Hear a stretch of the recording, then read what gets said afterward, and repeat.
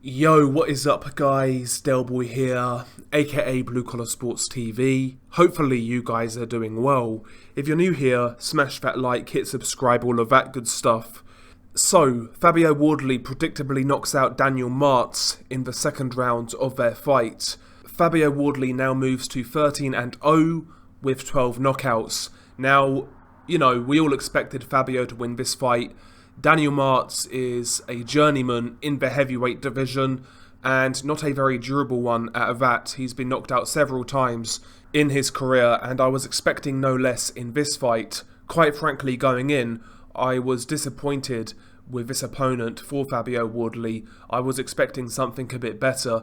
Fabio Wardley's one of those guys. He has no amateur background, so he can't be rushed, but I was still expecting a better opponent than Daniel Martz, it has to be said. But he got the job done. In round one, I actually felt Fabio Wardley looked pretty sloppy. He was kind of pouring with the jab, kind of looking at what was in front of him in Daniel Martz. Daniel Martz, to his credit, actually let go of a few power punches. In the first round, he landed a couple of hooks to the body, also a couple of right hands over the top. Fabio Wardley kind of fights in like a shoulder roll style. He's got a low left hand, and the overhand right is there on Fabio Wardley, and Daniel Martz was trying that shot in the first round. He kind of caught Fabio a couple of times with it, but there wasn't a solid connection. Wardley kind of turned with the shot and took the sting out of it. Fabio Wardley in round one, like I say, he was pouring with a jab, landed a couple of good body shots himself, but Fabio Wardley didn't really do too much in the first round, and in between the rounds, you could tell in the corner that Fabio Wardley was disappointed in himself after that first round showing. So in round two, Fabio Wardley really turned up the gears and he caught Daniel Martz with a two-punch combination, a left and a right.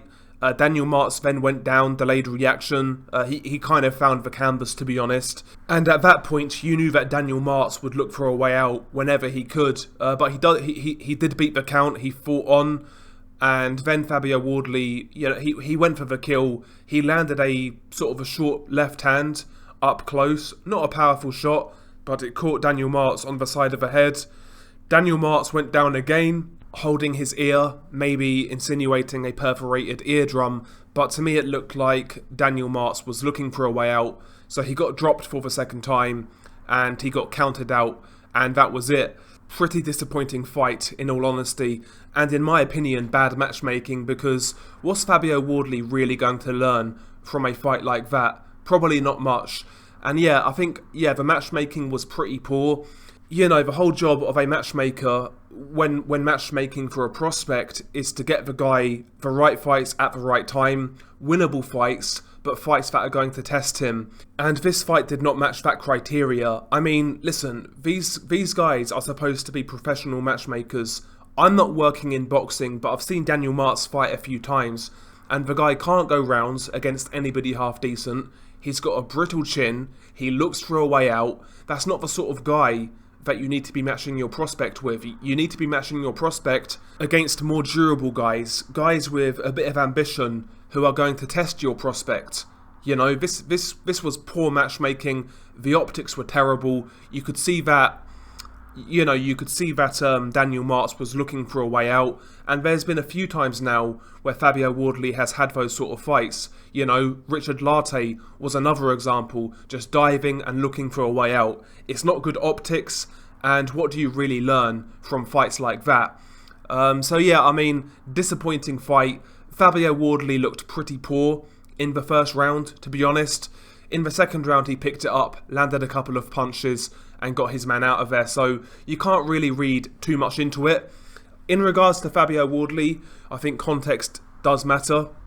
Considering he doesn't have any amateur background, he is pretty good. He's athletic, he's quite quick. I think he does have some power, but nevertheless, he still has a lot of technical flaws. When I look at Fabio Wardley, what springs into my mind is it's more style and flash over substance. The fact that Daniel Martz was getting close with his right hand every time he threw it is a bit concerning. I don't like that shoulder roll defense from Fabio Wardley. and eventually, if he doesn't improve at or do something different, he is going to get knocked out, in my opinion. But yeah, he's good fun to watch, but next fight he needs to step up and fight somebody with a bit of ambition, not a killer, but somebody who can go a few rounds and actually test him. So yeah, it is what it is. Share your thoughts below. What did you make of his fight? Peace.